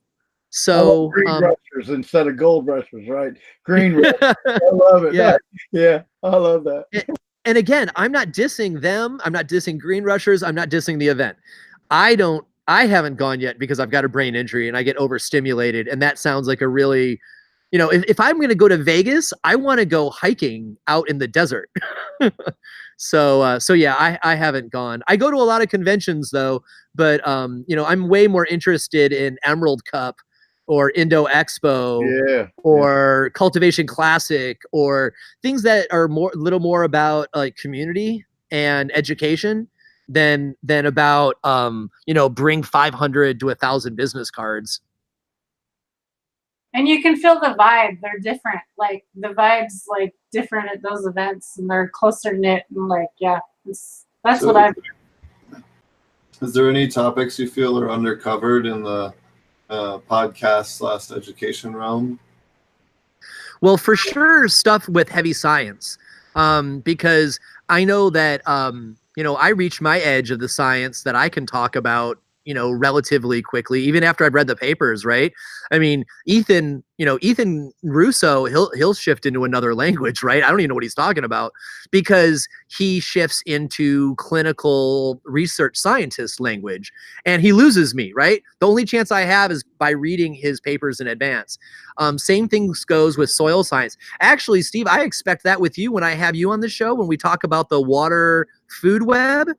I've never even touched that before. So I'm going to, that is definitely a show that I'm going to need to do some reading in advance, just so I can ask you good questions, So I would say that across the board, science heavy stuff is missing. Here's a hint. Before you do the show with Steve, watch the first 15 to 20 episodes of Growing with Fishes podcast, and then you'll get what it's all about. Actually, Roger, that's a really good idea. I had not considered that. Thank you for the suggestion. That's a good call. Great commercial, Roger. Woo-hoo, that was awesome. No. In the beginning, Marty and I, like 1 through 12 is like a really good how-to for aquaponics, and we go through a lot of the basic stuff, but I'm sure you don't have that much free time. But yeah, it's definitely a good basis. Well, the cool thing about podcasts, and like even though you've got video, you don't have to watch it, right? Like, and I got lots of chores, you know. I live rurally, right? I mean, I just moved, so I don't have my chickens anymore, but you know, I've got my outdoor mushroom beds that I've got inoculated, and you know, so it's really easy just to fire up your first, you know, 12 episodes or whatever and listen to them when I, you know, doing whatever, chopping firewood or something. Speaking of mushrooms, Denver voted today to decriminalize psychedelic mushrooms, which is. Do we know if it passed? Hold on, I will look. I don't think they announced it yet. Do we know yet? Yeah, because it's late enough that the polls have closed. They should probably have early results. Update. Anybody in chat? Come on, Sid. I can't believe Sid doesn't have it up here. That would be really great to have the first city legalize psilocybin. Wow. Yeah, that would be. They legalized it in Jamaica quite a while ago. Oh, Denver voters shoot down bid to decriminalize. You hear it first. Boom. Meanwhile, we're probably going to have Sid on one night since Tara keeps putting him to work in chat every week now. So Sid's an awesome guy. Sid helped us out a lot last week with Wade when we had the audio problems too. So good shout out to helping us out. Thank you, Sid. And thanks everybody in chat for helping out and posting and keeping everything positive in the chat. And they're loving the conversation tonight. Everybody is just totally loving it. They're saying you're a breath of fresh air. You get that shout out tonight. Right on. Totally. Oh wow. Yeah. Yeah, man. Yeah. Oh wow, there's a lot of cool stuff going on in the chat. I was so busy talking to you that I kind of missed all this.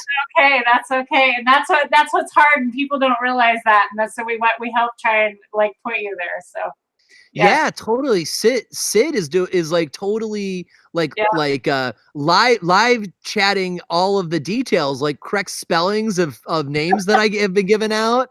This is great. Yeah. Thank you, Sid, for all your work. This was really great. And it's dab time. Is it Tanasi? Ding, ding, ding, ding that bell. That's what Tanasi does. Cheers, everyone.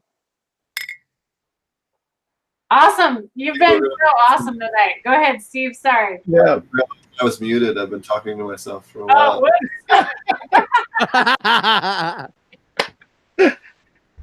Hey, Dragonfly, what's up? No way. Dragonfly's in chat. Oh, hey, Kelly and Josh. Hey, love y'all, big time.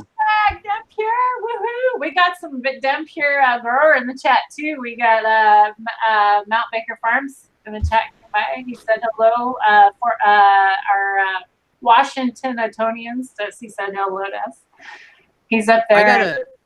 I want to take a second and give some love to Dragonfly too. You know, yes. Josh and Kelly. So you remember earlier in the program, I was talking about the group here on Vashon, Vimea, the Vashon Island Marijuana Enthusiasts Alliance. When we first started doing our door prizes, which has now become like a really famous thing because we give away thousands of dollars worth of stuff at the meetings. Dragonfly were the first people back in 2014 to send stuff because they loved the idea that we had this community organization and that we met in a log cabin at the Grange on the island. And they're all like, yeah, we will hook you up. We will send you some of our stuff. And they did back in 2014. And that was great, right? And I had never seen homemade inputs before. So I'm all like, huh. This is, you know, and so that was actually my first step down the organic regenerative path was seeing their mason jars filled with handmade stuff. And I'm looking at it and I'm like, wow, this looks like seriously real deal shit here. And so that was cool. But then they just sent, so, you know, we've got this, the next Vimea meeting is May 30th, and it's all on regenerative cannabis home growing, right? And so Joshua Rutherford from the Science of Organic Cannabis Regenerative Cultivation Conference he's going to be coming to the island to teach for the night. But the key thing is that, you know, the conference often talked about scaling, right? When it traveled. And he's coming here to talk about how to do regenerative at your own home grow with just a handful of plants. And he's going to be specializing in content for wild crafting stuff that's in your neighborhood, like specifically for Vashon, like seaweed and stuff like that, so that, you know, patients and others can, you know, have quality grows that are good for their environment. And because, like, you know, we're all about orca here, right? And so we don't want chemical and nitrogen runoff to go into the Puget Sound and kill off the salmon, and then we lose the orca. So anyway, so to get back to my love for dragonfly, they just sent down a case, like they sent down like 2 of their entire line, plus incense, plus plus their awesome medicinal mushroom cocoa powder. Oh my God, that stuff's amazing. Yes, It's like, yes. it's so good. It's like, if you like the stimulation of coffee, but you don't want caffeine, oh my gosh, this cocoa powder with like reishi mushrooms and stuff in it. Oh my God. I took off the whole month of February and I rented a motel room out at the ocean. And I spent the whole month of February working on a book that I'm writing about the cannabis space. And smoking and writing at the ocean can get sleepy sometimes. And so, but I had their medicinal mushroom cocoa in the morning, and I was like, I had the lightning god of fire in me, my God. And I was able to write all day, and it was fantastic stuff. So anyway, much love to Dragonfly, because they really care about the individual communities. And they're not all like, we're going to be a national company, and so we don't care about pockets. They care about pockets of people. And when you put all the pockets of people together, that makes a country. And they're doing it the right way. So I'm a big fan of the Dem Pure certification. So. Hell yeah. Getting better and better. Things that they're doing, trying to bring the community together and, make things happen and trying to get us the protections that everybody needs. So. They're also the only people that can rival the vista that you provided us with tonight on the show. And Steve was out there, it's like, that's the 2 most beautiful freaking podcasts that we ever had. That's for sure. I've been enjoying myself because I didn't actually know what on earth we were going to be talking about. Steven just said, "Hey man, we'd love to have you on the show." And I said, "All right, man, I like you. I probably like everybody else." And then I watched a couple episodes, so I knew what we were going to be, the idea of it. But then I kind of always expected there to be like a prep call with Steve to kind of lay out. And then like when it came time, I'm like, okay, I guess we're just going to do this. And so, I've really enjoyed the conversation. It's been good. Yeah. So actually, I'll make a list of different topics. I'll research the person, try to learn a little bit more about what they do. You're a little bit trickier to find stuff on about before your podcast. I had a little bit of a harder time, but yeah, I just kind of try to think about especially with other people that do podcasts as well. I'm always trying to find out more about, especially like what is their one that they really haven't been able to get. Like Jorge Cervantes, him and I have played schedule tag for like, I don't even know how, at least 2 years, trying to get him on. Bubbleman, and we did that for like a year, and I finally got him on. So it's just funny. Some people like would just by bad luck and other things, it ends up being kind of funny. So those are always good. And then as far as reschedules go, that just happened with me recently. I rescheduled 4 times with Caleb from CSI Humboldt. He's a busy dude, and like he really lives out in the sticks, man.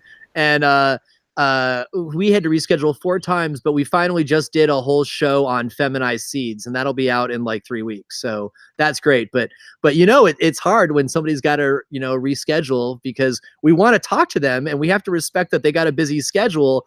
but damn it, I want to record the interview. And see, when you were saying you didn't know what to expect, basically all we do is we get you, Steve starts asking you questions and you go and you had a wealth of knowledge that you shared and opened a lot of eyes. I'm sure everybody had some open eyes tonight. There might be somebody that understands, but I love the endo stuff. I think that's very interesting. I want to look into that. But basically, we just try to clarify it for all the different levels of, like you said, we're not trying to teach each other. That's if we're trying to teach each other, we all learn and I learned from you tonight, and I'm sure other people on the panel learned from you as well. And you may have learned something from somebody on the panel tonight. But the thing is we got to teach the people, like you said, the older people and the people that don't understand the science. Like you said, Russo, right? He's like, where he goes into like Martian language for you, Yeah. So, like, what? I had to read like a book like this freaking thick, like 1,000 words per page, the kind of stuff. I appreciate the fact that you related that so well, and then when you said you were a debater, so that explained it a little bit too. Yeah, I really enjoyed the depth of your podcast. Yeah, really, one of the ones I recommend, I tell everybody to watch your podcast and Hash Church to get kind of. Wow, that's pretty. That's a great, to be in that level is I'm grateful for that. Anyway, stumbling over my words. I'm gonna check out your podcast now for sure. Yes. So I guess before we should go, I should plug all that stuff again. So you can check out the podcast at shapingfire.com. It's also like anywhere that podcasts are available if you download them. And then the show's Instagram is at Shaping Fire. And then my own Instagram is at Shango Los. And that's more about like, my traveling and different thoughts and random stuff that people send me. The Shaping Fire Instagram is really about the show content. And then the YouTube channel, which has just come out of nowhere. When I first started it, I was just recording. So like, very often I'm invited by conventions to like run panels and stuff like that. So whenever I run a panel, I would just record it, right? And I've got this good content, I got to dump it somewhere. And so I just started putting it on the YouTube channel, and then people started watching it, and now I got like 6,000 subscribers.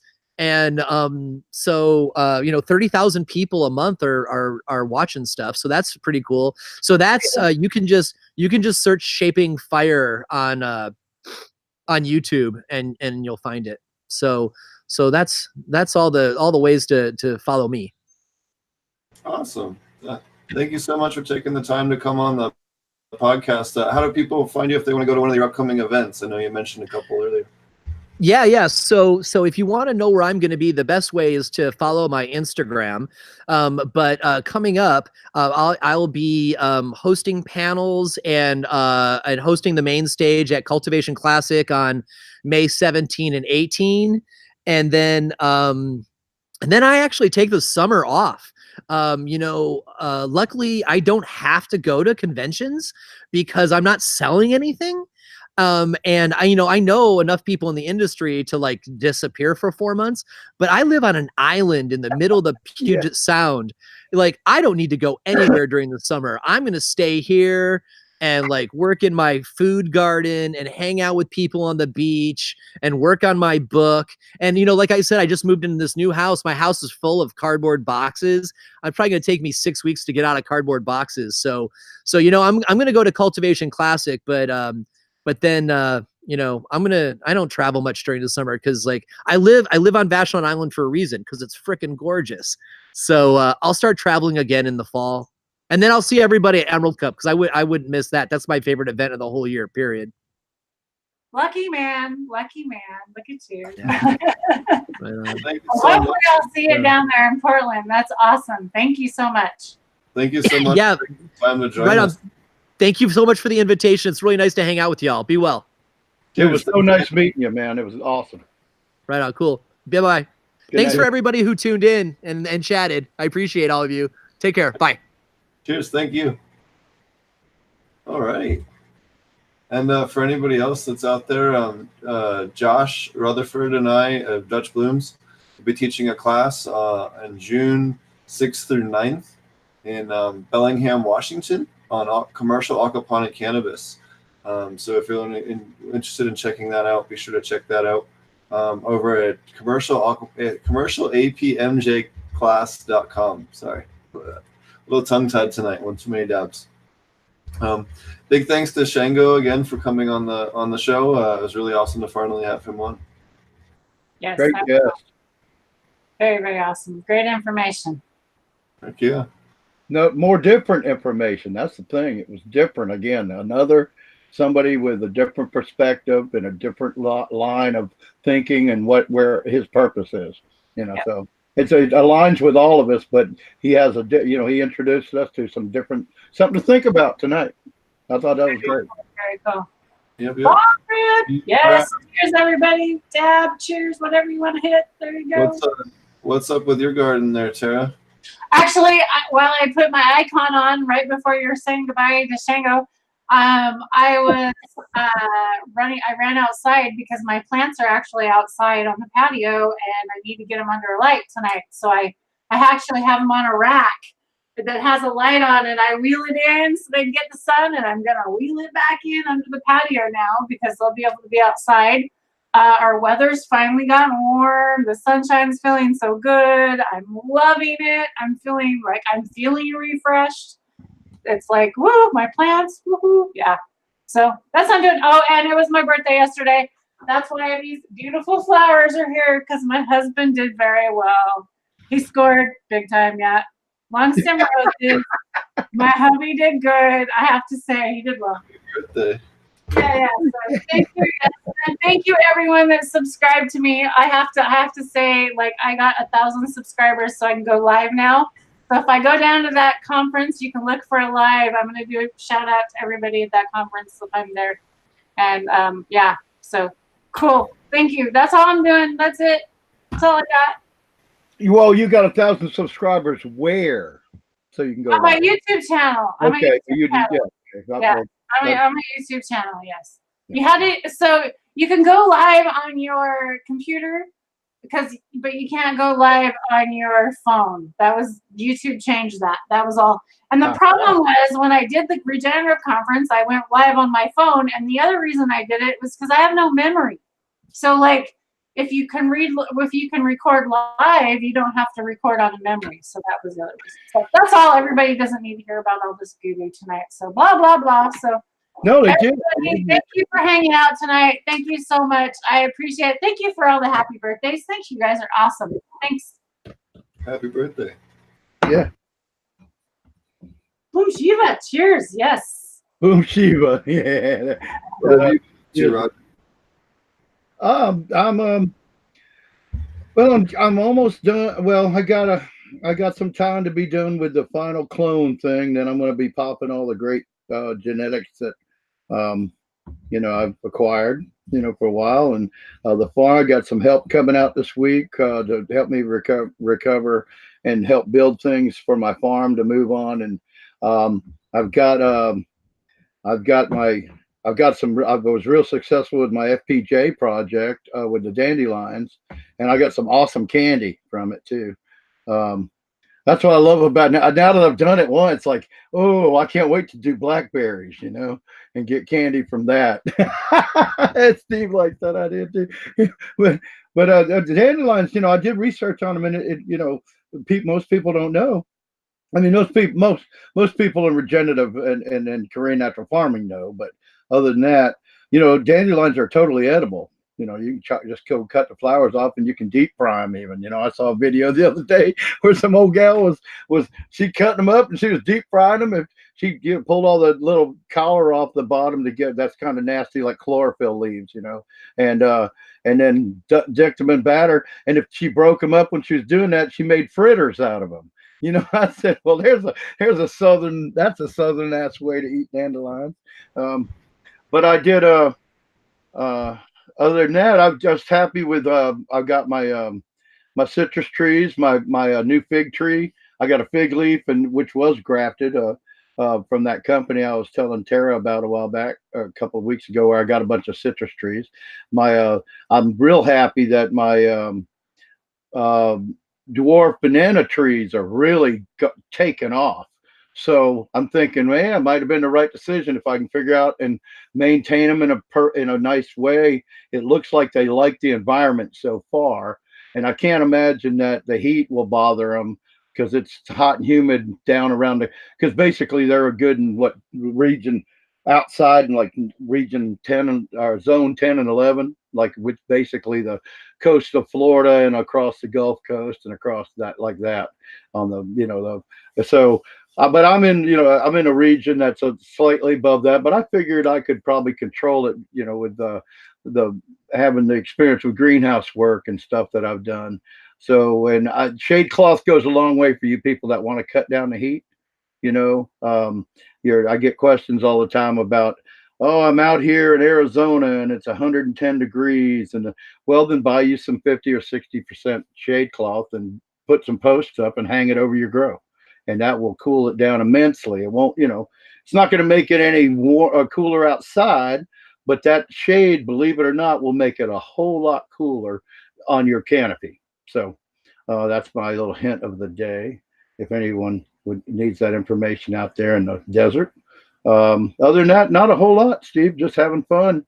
I'm really in a good space. Everybody knows I wasn't feeling well a few weeks ago, and I seem to have recovered from that. And I don't know if it's because I'm actually being able to go outside and work, a few hours every day, trying to do the farm, stuff like that. And I'm going to be bugging you pretty soon. You're going to have to give me a couple of maybe an hour or so, because I'm ready to seriously set up my system. I'm gonna build a hoop house, I think, and start my aquaponics in the hoop house.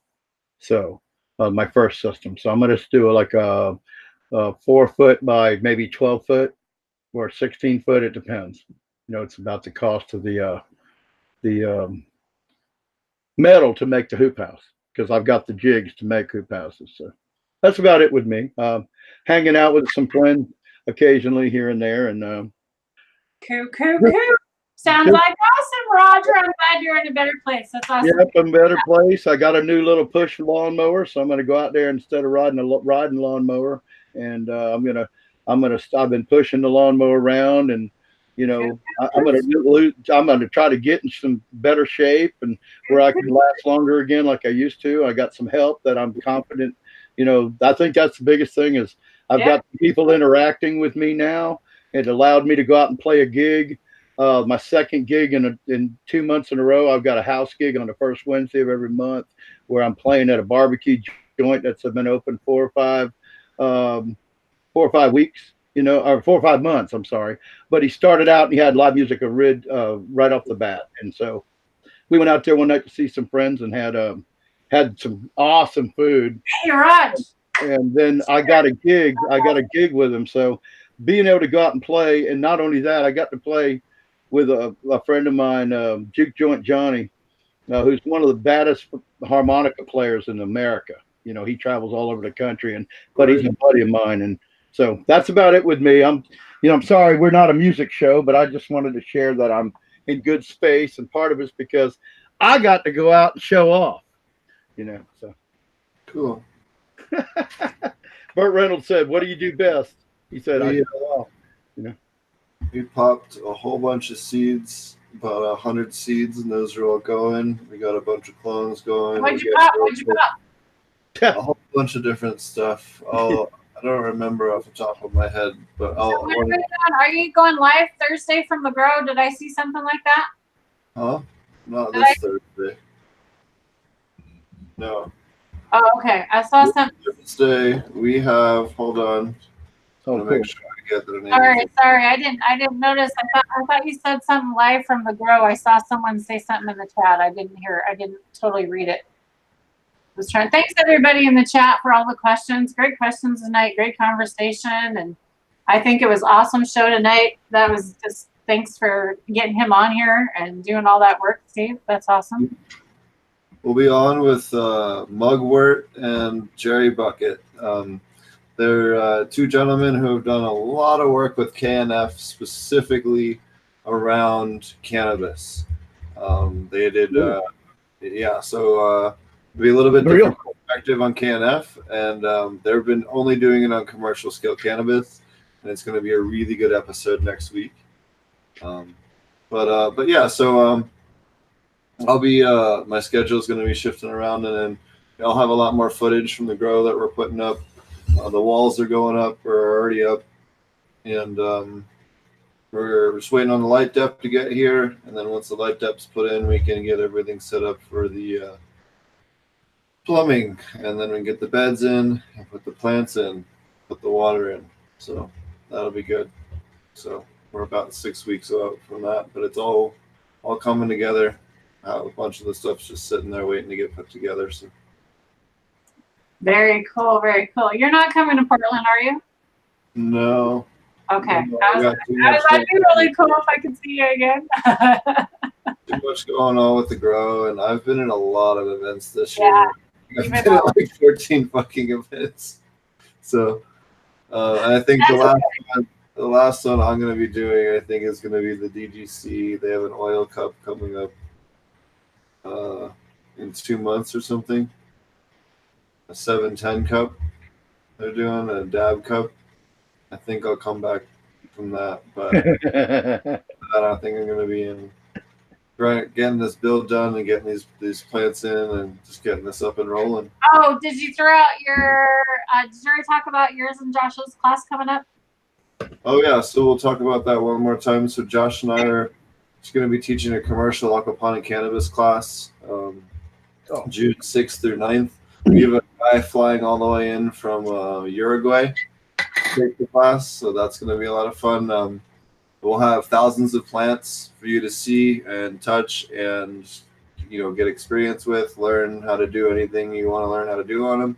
We'll have a bunch of dry plants. So you want to learn hash making, we'll go through that, different dry sift, bubble making, rosin making, all different kinds of stuff. We're going to go through, we have an aquaponic system there. We're going to be building out a whole part of the bay for standard greenhouse so that you understand how that all goes together. Josh and I are going to pre-cut everything and get it all easy to put together for you ahead of time, but we're going to do the assembly, which won't take that long together. That's going to be awesome, because when you can see that, when you can see that, you really learn it. And the fact pre-cut doesn't matter, but that alone, the fact that it's all pre-cut, and then once you put it, you see how it comes together, then you'll be able to go back and you will know how to build that system. And I want to give a shout out to my boss, Robert Bergman. I'm going to be looking for a little support to go out to this. I think I want to go on another vacation, and support ilovegrowingmarijuana.com over there at the Regenerative Organic Conference with the people and Steve and building this thing. What are you calling it, Steve? Do you have a name for it? This is like a commercial aquaponic cannabis class. And what's really cool again is that we'll be able to cover lots of different things in the class. And Josh has planted a bunch of stuff, and we've done a couple of things when we were out there last time to kind of set up for this. So we have a bunch of different examples of different things to see in the grow. And this property is gorgeous, and it's going to be so pretty that time of year, and the weather is going to be gorgeous. Like, if you don't know that area, like, that's the best time in Washington State to be there. Like, seriously, it's going to be beautiful. Yep. And it's all held at a DemPure certified farm. So if you want to learn, even if you just want to come out and learn more about regenerative farming, and, it's still a great chance to come out for 4 days and really, learn all there is. We'll have barbecues in the evenings and everything. And, it'll be a lot of fun. So definitely check that out. Again, that's a commercial apmjclass.com. Takes you right to it. It's going to be awesome. I'm telling you that you couldn't have a better experience than getting to go to a farm. And Josh has got all kinds of stuff going on, all kinds of different methods and styles and experimentation. And like Steve said, you'll get to see way beyond the aquaponics course at this. This is like, it's Josh has just set up an enormous, a beautiful garden, a bunch of gardens in his greenhouse. You'll see hugel bedding, right? Hugel beds. You'll see, you'll see no-till. You'll see how he, which is something that we don't see a lot in greenhouse, but where he actually succeeded in and running a root zone, a radiant heat in his root zone without any kind of plastic or concrete underneath it, by burying it down and it's so. There's a lot of really interesting things. That boy is busy. I'm telling you. We missed him tonight, though. By the way, too. I'm sad that he wasn't. This would have been another show that he would have loved. I'm sure. I'm sure he's working hard on the graph. Yeah, exactly. It's kind of like he's busy. This is like you guys. The beds in Washington are just starting to open. You guys are looking at all these flowers in California, and people are out in greenhouses, and they got all this stuff growing. And Washington is just waking up here, guys. We're like. It seems like we're behind, but we're really not. I mean, it just before we've been in ahead of seasons before, and this year to me just seems like a normal grow season. It's just all of a sudden the heat's turning on right now, and the beds are just waking up. At Kenny's farm, when we went and visited up there at the Eagle Tree Farms, all the mushrooms Steve and I picked, they were just warming up because all the heat, and it just rained, and so. Yeah, their beds are just waking up. So you guys are going to see some stuff coming out soon in Washington. That was a lot of fun. That was funny on the way up there. Tara was like, I've never gone mushroom hunting. And then we ended up mushroom hunting by the end of the day. a whole freaking bag of mushrooms. They were so good. And that event's in Billington, Washington, right? Isn't that what it is? Billington? Birch Bay is actually it was where Josh's area is. Birch Bay? Thought it was Billington, Washington. Bellingham? You mean Bellingham. Bellingham is the biggest city that's by there, and then it's Birch Bay. It's actually closer to the ocean. Yeah, he's close. Yeah, he's not far from the ocean for sure. Beautiful area. Yep. So, alrighty. Well, I appreciate everyone watching. We're gonna wrap things up. We'll be back on Thursday with some KNF cannabis knowledge. It's gonna be really awesome. Big thank you again to Shango. A huge shout out to him. Yep. Should go check out his podcast, Shaping Fire, and you'll definitely get a really good education. He's got a lot of really good info on his channel. And thanks for watching. We'll catch you guys again next time. Cheers. Good night. Cheers.